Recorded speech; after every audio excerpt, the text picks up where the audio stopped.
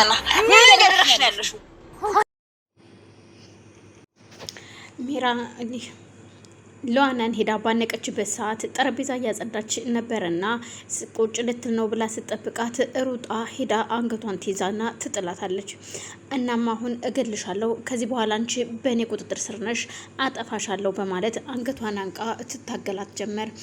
ሚራ ልቀቂኝ፣ አንገቴን አሁን ልቀቂኝ፣ ልኬን እያስጨረሽኝ ነው ብትላትም በፍጹም ያለኔ ፍቃድ እንኳን አይደለም ልለቅሽ ይቅርና በህይወት መኖር አይደለም መተንፈስ እንደማትች ታውቂያለሽ ወይ በማለት ሚራ ብታስፈራራትም ሉአና ግን እዩልሽ ሚራ ልቀቂኝ፣ 3 ደቂቃ እስከምቆጥር 3 እስከምል ድረስ ካለቀቅሽኝ አዋርድሻለሁ። ይህን ሁሉ የምታገስሽ እኔ ነፍሰ ጡር ነሽ ብዬ ነው።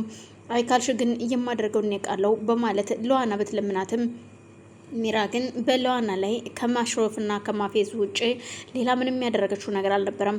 በዛን ሰዓት ያለና የሌለ ኃይሏን ተጠቅማ ሉአና ትገፈትራታለች። ትገፈትርና ሩጣ ሄዳ እሷም አንገቷን የሚራን አንገት ይዛ አንቺ ነሽ እኔን እምትገይኝ?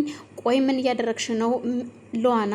እኔ ያልነበርኩኝ እሞይ እየጣልኩሽ አሁን እንዴት አንቺ ገልብጠሽ እኔ ልትይዥኝ ቻልሽ? እንደዚህ በማለት ስጠይቃት ራሴን እንዴት መከላከል እንዳለብኝ ጠንቅቄ የማውቅ ሴት ነኝ። እኔ እንዳንቺ ዝም ብዬ በጉሬ ደንባሬ የምንቀሳቀስ ሴት አይደለሁም። እናም ራሴን እንዴት እንደምጠብቅ ላሳይሽ እንዴ? ነፍሰ ጡር ነሽ ብዬ እየታገስኩሽ ነበር። አንቺ ግን ይህንንም ልታውቂ አልቻልሽም፣ ግብዝ ነሽ በማለት ትይዛታለች። እባክሽ ሉአና ልቀቂኝ፣ አሁን ነፍሰ ጡር ነኝ፣ ልጄን እንዳላጠው፣ ልጄን እንዳታሳጭኝ በማለት ብትለምናትም ሉአና ራስሽ ነሽ የፈረድሽበት፣ አያገባኝም፣ ከዚህ በኋላ ከጫፌ እደርሳለሁ ብቴ አጠፋሻለሁ በማለት ትለቀታለች። ይኸውልሽ እኔ እንደዚህ ያስኩሽና እያነኩሽ ሮቤል አንቺን ብቻ ስለሚል ነው።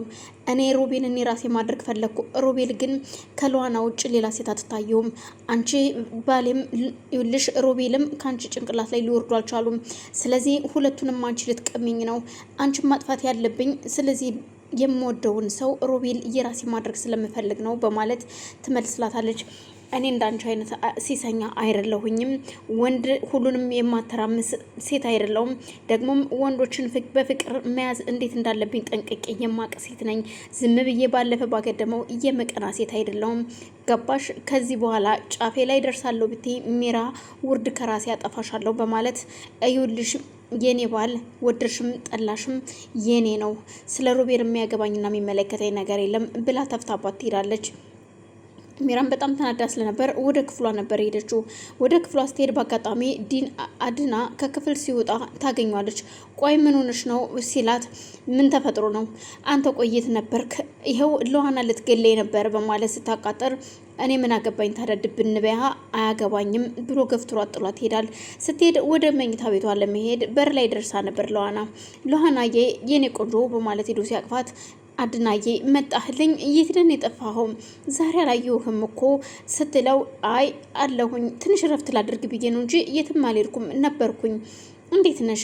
በጣም ነው ናፈከኝ እኮ እንዴት ነው ቆይ እንደዚህ ያስቻለህ ስትለው እኔም እርግጥ ናፍቀሽኛል፣ ግን ደግሞ ያው ረፍት ላድርግ ብዬ ነው። ምን ላድርግ ብለሽ ነው በማለት ራሷን አሻሽቶ የኔ ቆንጆ እኔም እኮ እወድሻለሁ፣ ያላንቺ መኖር አልችልም እና እንዴት ነሽ? ስለዚህ ትንሽ ቁጭ በልና እንጫወት፣ መኝታ ቤት እንግባ በማለት ወደ መኝታ ቤት ሄዱና ቁጭ ሲሉ ሮቤል ከኋላ እየተከተላቸው ስለነበረ የእውነት አሁን ደግሞ አድና ሊገባ ነው ማለት ነው ሉአና ክፍል በማለት ጭንቅላቱን ይዞ ሲውረገረግ እባክህ አድና ገልሃለሁኝ ሉአና ጋር ፍቅር ጀምራለሁ ብትል አጠፋሃለሁ በማለት ብቻውን ያወራ ጀመር።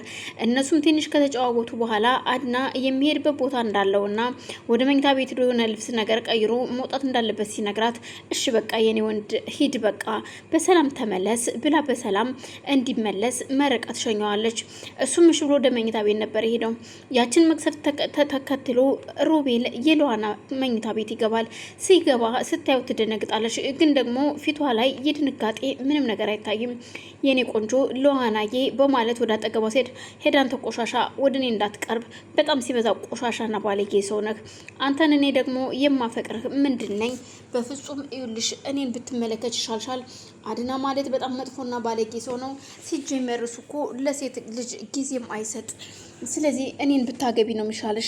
እኔ ደግሞ እንደዚህ እየወደድኩሽ ማንም እንዲያይሽ አልፈልግም። አድና ጋር እንድትታይ አልፈልግም። አንቺ የኔና የኔ ነሽ ይላታል። እሷ ግን ሮቤል ከዚህ በኋላ ካንተ ጋር ብዙ ማውራት ስለማልፈልግ መኝታ ቤትን ለቀህ ውጣልኝ በማለት ትናገረዋለች። እሱም እባክሽን ተረጅኝ ቢላትም በፍጹም እንዳንተ አይነት ቆሻሻ ወንድ አልረዳም። እኔ ዞር በል ካጠገቤ። የኔ ዛሬም ነገም እየወደፊት የትዳር አጋሬ አድና ነው። ገባህ? አድናን በጣም ነው የምወደው። የፈለግከውን ልትለው ትችላለህ፣ ምክንያቱም ስለሚበልጥህ ነው እንደዚህ የምትሆንበት በማለት አንተ እኮ የወንድ ልክ አይደለም የወንድ ሽንት ጨርቅ ነህ በማለት ሰድበውና እሱን እንዲወጣ ታደርገዋለች። ሚራ ወደ ሮቤል መኝታ ቤት ሄዳ ሁሉን ነገር ስትነግረው እናም መጥፋት እንዳለባቸውና ከዚህ መሄድ እንዳለባቸው ትነግረዋለች። እሷም እሺ ይልና አድና ደግሞ ለመርማሪ ብሎ ለቀጠረው ጓደኛው ሲደውልለት ስልኩን አያነሳም። አድና ስልኩን ለምን እንደማያነሳ ግራ ገባውና ቴክስት ሲገባለት ይቅርታ ጓደኛዬ፣ ከዚህ በኋላ ይሄንን ስራ እኔ ትቻለሁ፣ እንዳትቀየመኝ ግን ራስን ጠብቅ አደራ የሚል ቴክስት ይልክለታል። በቃ ይሄንን ሰው የሆነ ነገር አድርገዋለች ማለት ነው። ስለዚህ እስኪ ቆይ በማለት ሚራን ለማውጣታት ወደ ኪችን ሲሄድ በአጋጣሚ ኪችን ነበረች። እሺ ሚራ እንዴት ነሽ? ጓደኛዬን ምንድን ነው ያደረግሽው? በነገራችን ላይ ጓደኛዬ መርማሪ ፖሊስ ሳይሆን በጣም የምወደውና የማከብረው በጣም ቤስት ጓደኛዬ ነው ሲላት ትደነግጣለች። ምን? አዎ ምንድን ነው ያልሽው? ምን ብለሽው ነው ጓደኛዬ ስልክ የማያነሳው? ግን ደግሞ በቴክስት ብዙ ነገር ብሎኛል ሲላት ትደነግጣለች። ወይኔ ጉዴ ፈላ። ጓደኛው ከሆነማ ሁሉንም ነገር አፍረጥርጦ ይነግረዋል። ስለዚህ እኔ ምን ይሻለኛል በማለት ቁመት አወራ ጀመር። ንገርኛ፣ ምንድን ነው ያደረግሽው? ምንድን ነው ያልሽው? እርግጥ አንቺ ልታማልዩ እንደሞከርሽ